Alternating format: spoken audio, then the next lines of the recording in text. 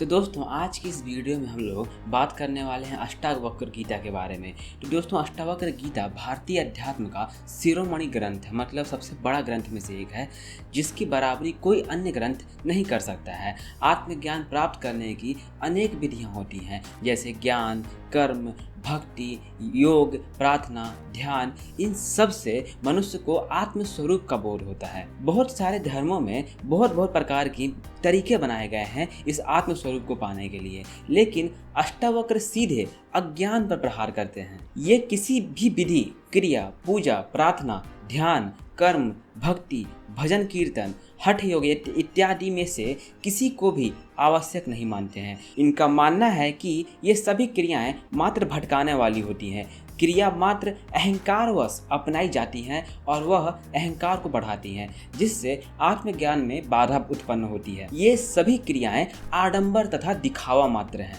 ऐसा अष्टावक्र जी का कहना है, जिससे मनुष्य धार्मिक दिखाई देता है लेकिन उसे कोई उपलब्धि नहीं हो पाती है। उपलब्धि हेतु बोध मात्र पर्याप्त होता है। अंधकार का कोई अस्तित्व नहीं होता है, वह प्रकाश का अभाव मात्र होता है। अंधकार को मिटाने का सीधा प्रयास करना मूर्खता होती है। एक दीपक जला दें या फिर कोई थोड़ा सा लाइट जला देंगे तो अंधकार अपने आप ही मिट जाएगा। कुछ और करने की आवश्यकता नहीं होती है, लेकिन लोग दीपक जलाना छोड़कर अंधकार को सीधे हटाने की प्रक्रिया में सब साधनाएं कर रहे हैं, जो व्यर्थ ही नहीं अपितु मूर्खतापूर्ण भी है। सिर्फ ज्ञान का प्रकाश लाना ही पर्याप्त है, जिससे संपूर्ण अज्ञान रूपी अंधकार मिट जाएगा और मनुष्य स्वचेतन में विश्राम कर शांति को प्राप्त हो जाएगा। ज्ञान प्राप्ति का मार्ग सिर्फ बोध है। अष्टावक्र जी कहते हैं कि आत्मा जो होती है वो कहीं खोई हुई नहीं होती है। अज्ञानतावश उसे बस भुला दिया गया है, उसे फिर से स्मृति में लाने की आवश्यकता। अगर एक बार वह स्मृति में आ गई तो संसार का यह पूर्ण माया जाल रूपी अंधकार एक पल में विलुप्त हो जाएगा, गायब हो जाएगा और मनुष्य को अपनी वास्तविक स्थिति का पता चल जाएगा। अष्टावक्र ने ऐसा सिर्फ उपदेश ही नहीं दिया है, अपितु राजा जनक पर प्रयोग करके वैज्ञानिक दृष्टि से सत्य सिद्ध करके दिखा दिया है कि यह कोई सैद्धांतिक वक्तव्य नहीं है, बल्कि प्रयोग सिद्ध वैज्ञानिक सत्य है। यह सबसे अनूठा वक्तव्य है जो सीधे ही बोध को जागृत करता है। इस दृष्टि में अष्टावक्र गीता भारत का ही नहीं, विश्व अध्यात्म का शिरोमणि ग्रंथ माना जाता है। अष्टावक्र ऐसे सिद्ध पुरुष थे जिनका नाम आध्यात्मिक जगत में बड़े सम्मान के साथ लिया जाता है। अष्टावक्र की उत्पत्ति के विषय में उपनिषद तथा महाभारत जैसे ग्रंथों में वर्णन मिलता है। अष्टावक्र के जीवन के बारे में 3 कथाएं प्रचलित हैं, जिनसे पता चलता है कि वे ज्ञानियों में भी बहुत ऊंचे प्रकार के ज्ञानी थे, शिरोमणि थे। ऐसा कहा जाता है कि उदालक मुनि अपनी गुरु भक्ति तथा निष्ठा के लिए बहुत प्रसिद्ध थे। उन्होंने गुरु की सेवा करके वेद वेदांत का पूर्ण पांडित्य प्राप्त कर लिया था। उदालक मुनि के पुत्र का नाम श्वेतकेतु था। उदालक मुनि की एक पुत्री भी थी जिसका नाम सुजाता था। उदालक मुनि के आश्रम में अनेक ब्राह्मण बालक ब्रह्म विद्या का अध्ययन किया करते थे। उनमें उदालक के सबसे प्रिय शिष्य का नाम कहोड़ था। उसकी गुरु भक्ति से प्रसन्न होकर उदालक मुनि ने उसे वेद शास्त्रों का पूर्ण ज्ञान प्रदान कर दिया। साथ ही अपनी पुत्री सुजाता का विवाह भी उन्हीं के साथ कर दिया। मतलब कुछ समय बीतने के बाद सुजाता ने गर्भ धारण किया। उसके गर्भ में एक सूर्य के समान तेजस्वी शिशु आया। उस गर्भ में स्थित शिशु ने एक दिन अपने वेद शास्त्र के ज्ञाता पिता से गर्भ में से कहा कि पिताजी, आप जो रात दिन वेद शास्त्र का अध्ययन करते हैं, परंतु अब आपका उच्चारण सम्यक रूप से शुद्ध नहीं होता है। कहीं ऐसा ना हो कि आपके शिष्य अशुद्ध वेद मंत्रों का उच्चारण करें और आप संसार में उपहास के पात्र बने। शिष्यों के मध्य में बैठे हुए मुनि ने अपने पुत्र के ऐसे अपमानपूर्ण वचनों को सुना तो वे तिलमिला गए कि उन्हीं का पुत्र उन्हीं को उपदेश दे रहा है जो कि अभी तक पैदा भी नहीं हुआ है। उसी समय उन्होंने गर्भस्थ शिशु को शाप दे दिया कि तू गर्भ में रहते हुए ही ऐसी टेढ़ी मेढ़ी बातें करता है, इसलिए जा तू 8 अंगों से टेढ़ा मेढ़ा हो जाएगा। और ऐसा हुआ भी, अर्थात पिता के ऐसा शाप देने पर शिशु 8 स्थानों से टेढ़ा मेढ़ा पैदा हुआ, इसलिए उनका नाम अष्टावक्र रख दिया गया। जिस दिन अष्टावक्र पैदा हुए थे उसी दिन उदालक मुनि के यहाँ भी एक पुत्र का जन्म हुआ जिसका नाम श्वेतकेतु रखा गया। इस तरह मामा भांजे का जन्म एक ही दिन हुआ है। जब अष्टावक्र के पैदा होने में कुछ समय बचा था तब अष्टावक्र की माता सुजाता ने अपने पति कहोर से कहा कि हमारे यहाँ शिशु का जन्म होगा, उसके कुछ संस्कार आदि करने हेतु धन की व्यवस्था कीजिए। उस समय विदेहराज जनक अपनी दानशीलता तथा ज्ञान के लिए बहुत अधिक विख्यात थे। उनके दरबार में अनेकों विद्वान नित्य ब्रह्म की चर्चा किया करते थे। उनमें एक बंदी नाम का उच्च कोटि का ब्राह्मण भी था। अपने पांडित्य के कारण उसकी दरबार में बड़ी धाक थी। अष्टावक्र के पिता कहोर ज्यों ही जनक के दरबार में पहुंचे, बंदी ने उन्हें शास्त्रार्थ करने को कहा। बंदी की यह शर्त थी कि जो शास्त्रार्थ में पराजित हो जाएगा उसे जल में डुबो दिया जाएगा। इससे पहले भी बंदी ने अनेक विद्वानों को नदी में डुबा दिया था। कहोर के साथ बंदी का शास्त्रार्थ शुरू हुआ। बंदी ने कहोर को भी शास्त्रार्थ में परास्त कर दिया और जैसे की शर्त थी उसके अनुसार कहोर को नदी में डुबो दिया गया था। अष्टावक्र की माता सुजाता को जब यह दुखद समाचार मिला तो वह बहुत दुखी हुई और वह अपने पिता उद्दालक मुनि के पास ही जाकर रहने लगी। सही समय आने पर अष्टावक्र पैदा हुए। वे जन्म से ही वेद शास्त्रों के ज्ञाता थे। उनके मामा श्वेतकेतु भी उच्च कोटि के विद्वान व्यक्ति थे। दोनों 12 वर्ष के हो चुके थे। एक दिन अष्टावक्र अपने नाना उद्दालक मुनि की गोद में बैठे थे। तभी श्वेतकेतु वहां खेलते खेलते आ गया। उसने अष्टावक्र से कहा, तुम यहाँ से उठो, अपने पिता की गोद में जाकर बैठो। अष्टावक्र ने कहा, अपने पिता की ही गोद में तो बैठा हूँ। पिता की गोद में बैठने से उसे बहुत सुख प्राप्त होता है। श्वेतकेतु ने पूछा कि तुम्हारे पिता हैं ही कहाँ? यह बात सुनकर बालक अष्टावक्र का कोमल मन उदास हो गया। उसके मन पर गहरा आघात लगा। वह उदास मन के साथ अपनी माता सुजाता के समीप गया और पूछा कि मेरे पिताजी कहाँ हैं और उनका नाम क्या है। इस प्रश्न को सुनकर माता की आंखों में पति वियोग के आंसू छलक गए। आंसू भरी हुई आंखों से उन्होंने कहा, बेटा तुम्हारे पिताजी को बंदी ने शास्त्रार्थ में हरा करके उन्हें नदी में डुबो दिया था।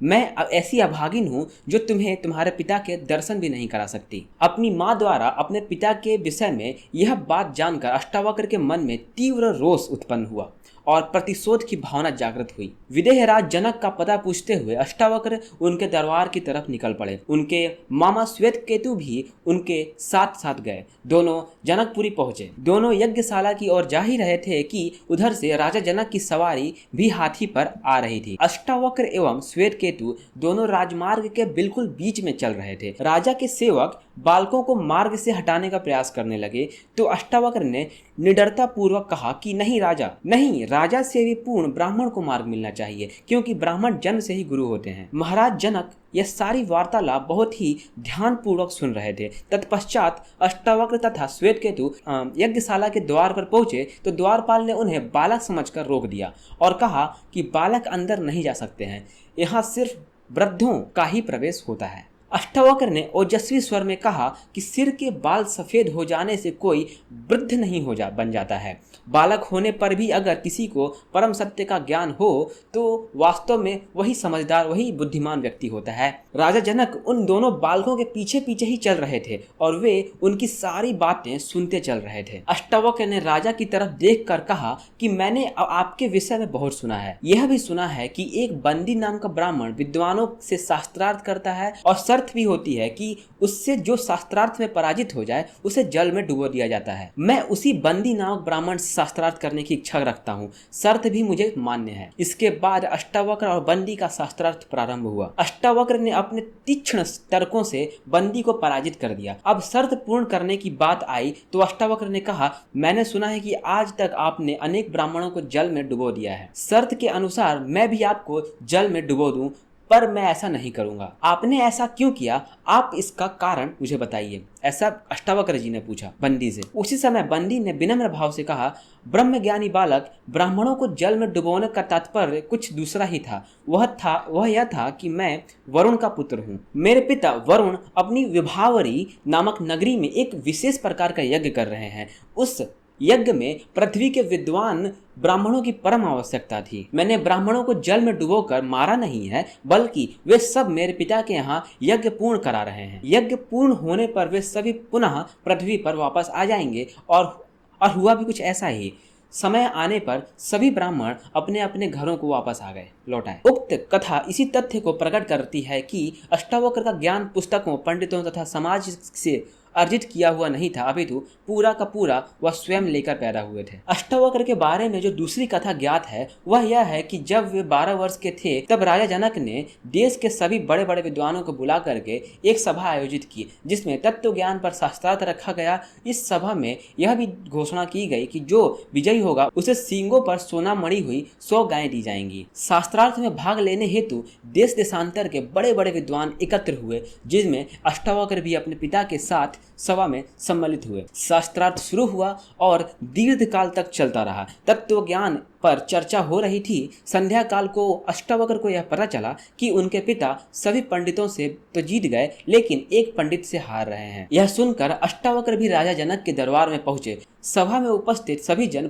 पंडित थे, उनमें से कोई भी तत्व ज्ञानी नहीं था। अष्टावक्र जब अपने टेढ़े मेढ़े शरीर से चलते हुए राजा जनक की सभा में पहुंचे तो उनकी आकृति तथा चाल ढाल को देखकर सभा में उपस्थित सभी सदस्यगण हंस पड़े। थोड़ी देर के बाद अष्टावक्र भी हंसने लगे। अष्टावक्र को हंसता हुआ देखकर राजा जनक ने उनसे पूछा कि ये विद्वान क्यों हंसे, यह तो मैं समझ गया, किंतु तुम क्यों हंसे यह मैं नहीं समझ पाया। तब अष्टावक्र ने उत्तर दिया कि मैं इसलिए हंसा कि इन चर्मकारों की सभा में आज सत्य का निर्णय हो रहा है। ये चर्मकार यहाँ क्या कर रहे हैं? चर्मकार शब्द सुनते ही सारी सभा में सन्नाटा छा गया। सभी आश्चर्यचकित रह गए। इससे पहले कि जनक की सभा के सदस्य इस विषय में कुछ कहते, राजा जनक ने स्थिति को संभालते हुए संयमित होकर अष्टावक्र से पूछा कि तुम्हारा क्या मतलब है, यह मैं नहीं समझ पाया। तब अष्टावक्र ने कहा कि बहुत सी सीधी सी बात है कि ये चर्मकार चमड़ी का ही पारखी होता है, वह इससे अंदर छिपे हुए ज्ञान को क्या जाने, जबकि ज्ञानी ज्ञान को देखता है, चमड़ी को नहीं। इन सभी ने मेरे टेढ़े मेढ़े शरीर को देखकर मेरा उपहास किया।